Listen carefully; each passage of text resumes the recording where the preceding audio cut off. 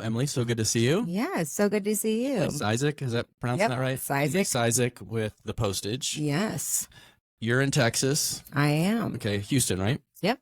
Is that home for you?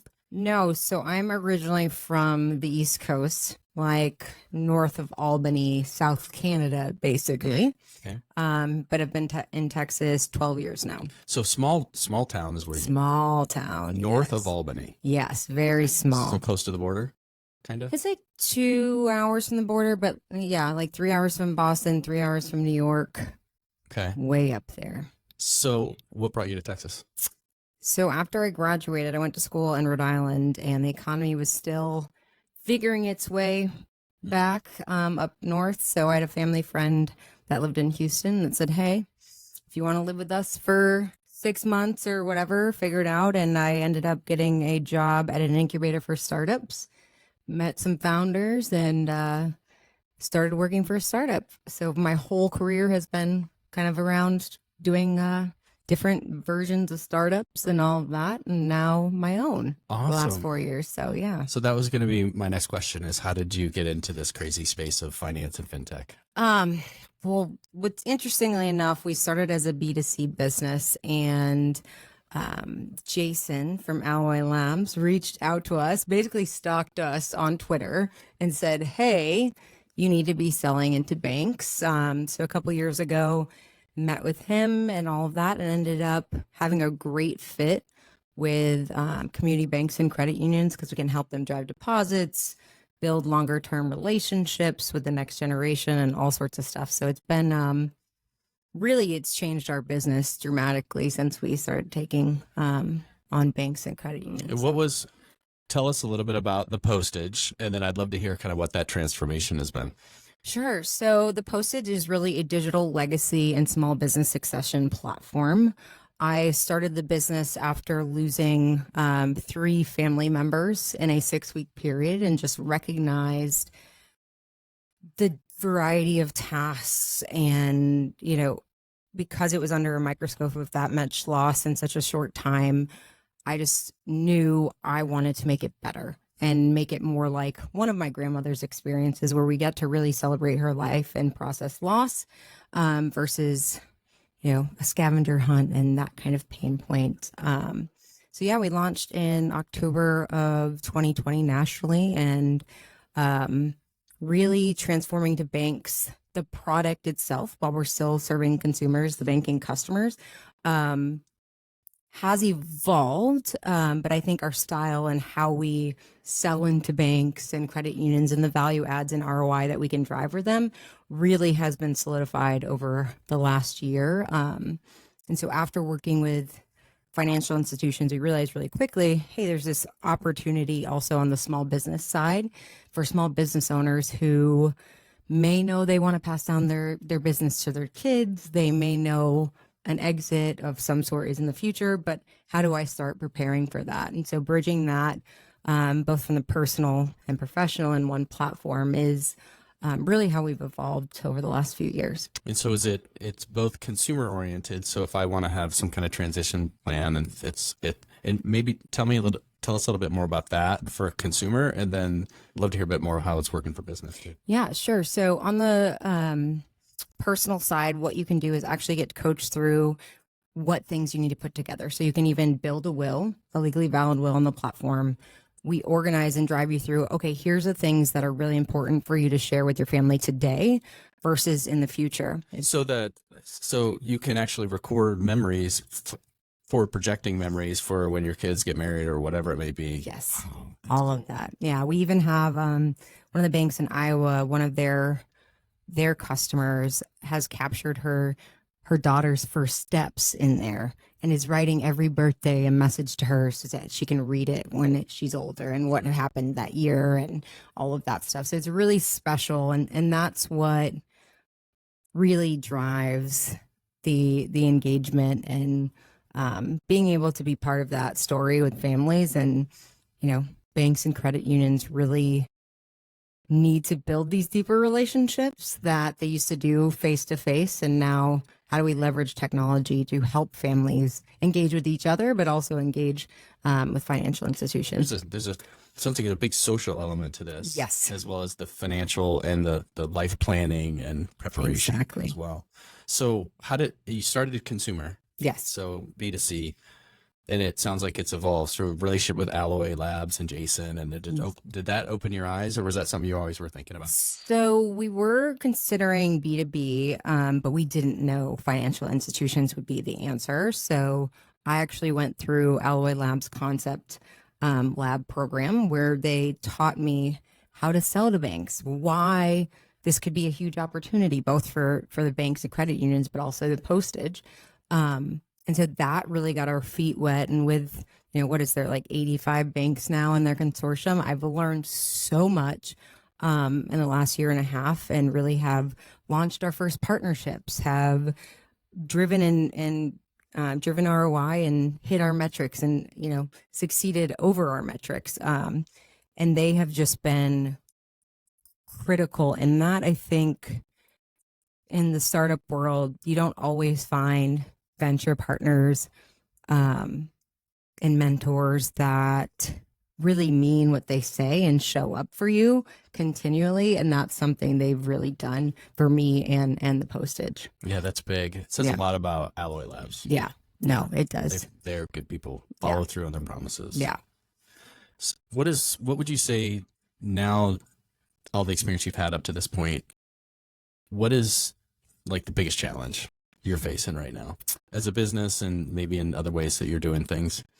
I think probably the biggest challenge. So we just closed on some funding. So that challenge has kind of been, thank you. I think the challenge now is working with financial institutions to really understand the depth of what our platform can bring for them on a shorter term period, but also, a longer term promise. And so the sales cycle with banks and credit unions is, it's a week, right?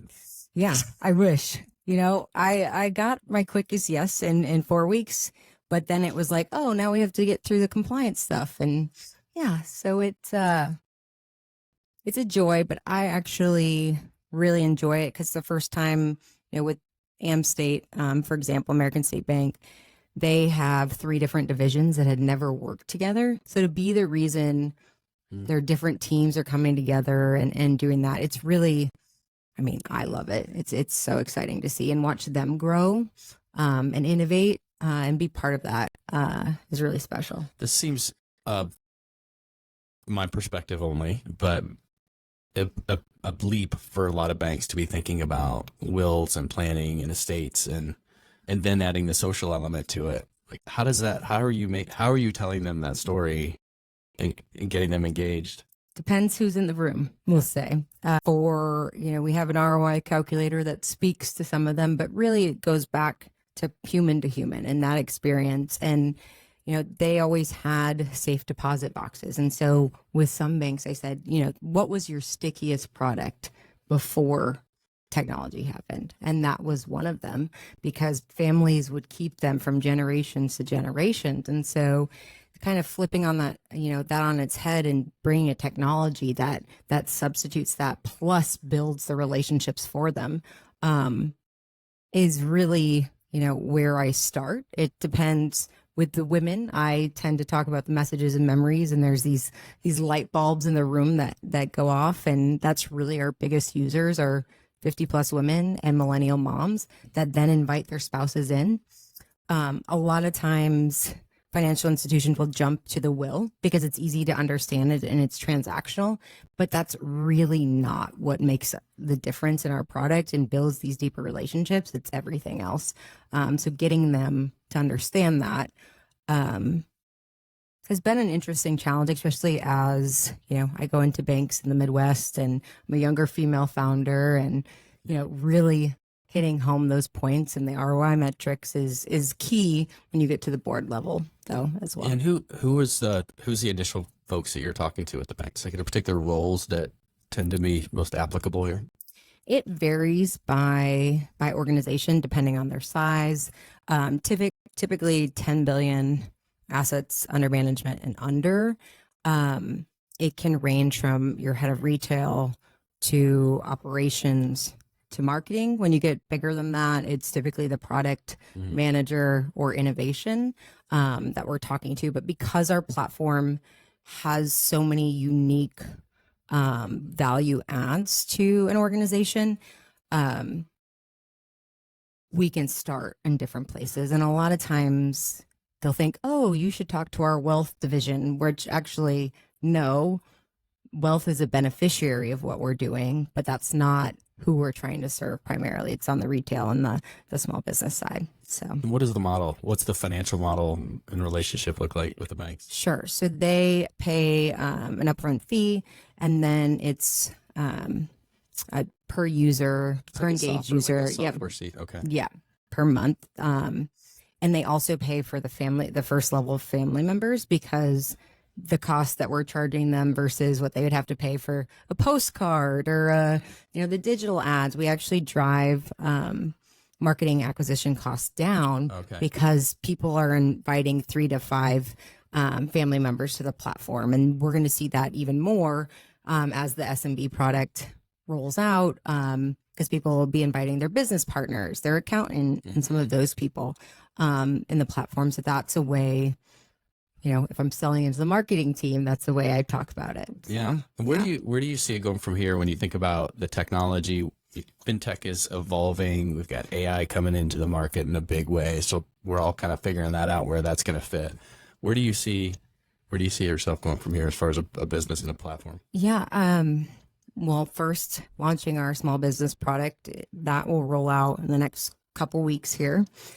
We actually are thinking about kind of the next phase of that is rolling in some AI into that, where business owners and families can ask questions. It's like in a closed way, like, what does this document mean? Or why do I need this thing? Why does my bank need this information? Whatever it may be, and applying that. So it's more conversational than, oh, I'm just having to fill in all these boxes and I'm having to upload all these things. That way, we can help the small business owners and families be more prepared in a more automated way. Yeah. I'd say. Yeah. That's beautiful. I love it. I love what you're doing. It's so interesting. Thank you. So for the folks that are listening, what is one thing that they might not know about the Postage that you'd like them to know? I think the one key thing about the Postage that is really important, I've kind of touched on it already, is this is a platform that can not only grow your deposits and things today, but it has this long tail promise that if the banks and credit unions don't fulfill these longer term relationships with the wealth transfer, it is important to act now, not 5 years, 10 years. And what's interesting, like I said, the women are typically who are the drivers of that network effect and the family connection. 2/3 of wealth is actually being transitioned down to women. So you have to have more relational products to relate to them. And it can't just be at a transition point. It has to be years before where you're building that relationship so that you keep those assets under management over time. Something you were just saying made me think about this is adoption. It's one thing we see it in fintech all the time, where banks or financial institutions say they want fintech, but then the actual implementation, how they deploy it, doesn't get utilized. The adoption isn't there. No. Is this a challenge you guys are running into at all, or? So we handle the adoption because my background is in digitally acquiring customers and being part of that. We actually help them market. We build the email templates. We build all of the ads.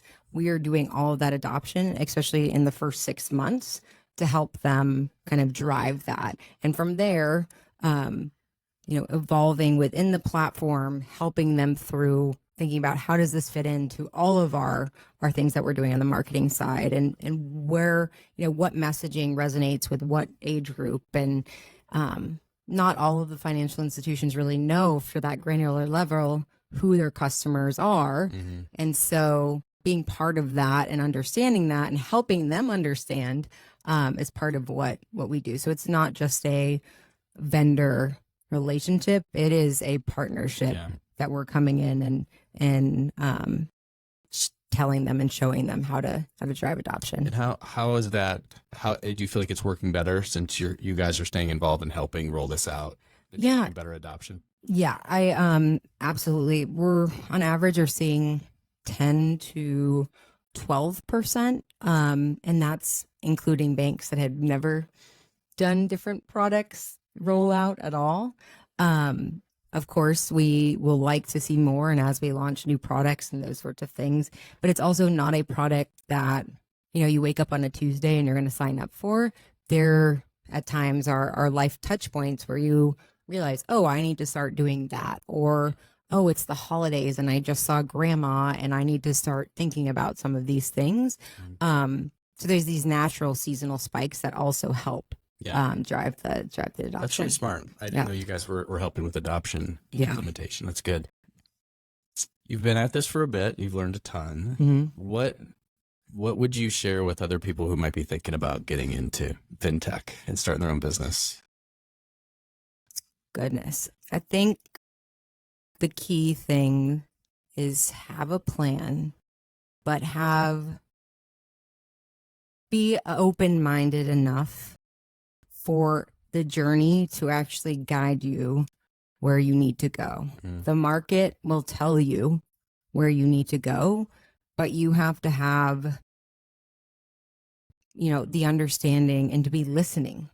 I think a lot of founders over the past few years, especially because they raised money so easily and some of those things, that they were more focused on spend, not listen to the customer, listen to, Jason who stalks you on Twitter or, and balancing that and understanding what feedback is important and critical to you, but also what feedback to kind of throw away too. I think when I first started, I was very obsessed with being like the perfect founder and like making my investors happy and those sorts of things. And they want the best for you, but you still have to stay true to who you are while balancing that with listening to your customer and really listening, not just, oh, well, we got this feedback, we should do something. That's great advice. Yeah. It's hard to being humble and but also staying true to your mission and your passion and what you want to achieve, but you have to listen and be willing to move. There's a lot of very experienced people if you let them help you. Versus just staying on the path. One last question. And this is around kind of where we are as a society and the lack of trust that seems to just permeate now our culture here, whether it's in our country here in the United States or globally, in the systems that govern our world.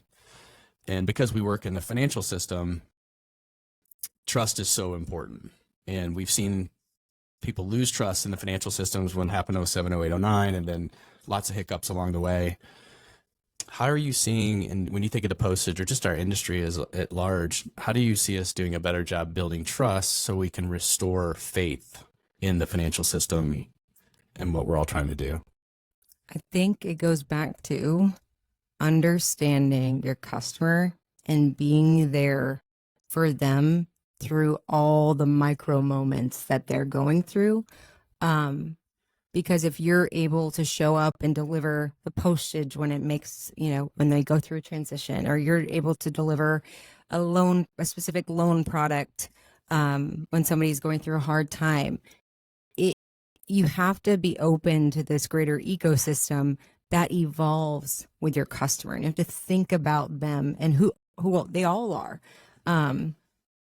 Because we all have different scenarios. And if you show up in every single way and build these deeper relationships, leveraging technology, then that's how you're going to win, because the big guys aren't, they're thinking about it. And I think that's important, but that's how the smaller guys are going to be different in the future and maintain their kind of relationships and trust that way. So it just being there in those micro moments for sure. Awesome. And how do folks find you, learn more about The Postage? Yeah, they just go to thepostage.com. We have a consumer site, so you can still sign up that way, but then a banking and fintech focus page that gives more information about our partnership. Awesome. Yeah. Emily Cisek, thank you so much. Yes, Thanks for thank coming up from you. Houston. Yes. Do you have any big plans for South by? Just this, meeting with people. We have Franklin's tonight. Yep. So that'll be kind of the big plans. Most of my founder friends live in Austin, so I got to see all of them last night. So yeah, that's really it. Awesome. Well, thank you so much. Yes, thank you. Good to chat with you. Yes. Thank you for listening to this episode. If you've enjoyed what you've heard, don't forget to hit subscribe. And if you'd like to learn more about Customer and the work we're doing building financial and fintech brands and businesses, please visit our website, customer.com. That's CSTMR.com. Or you can find us interacting with clients and sharing insights on LinkedIn. All of these links will be in the show notes.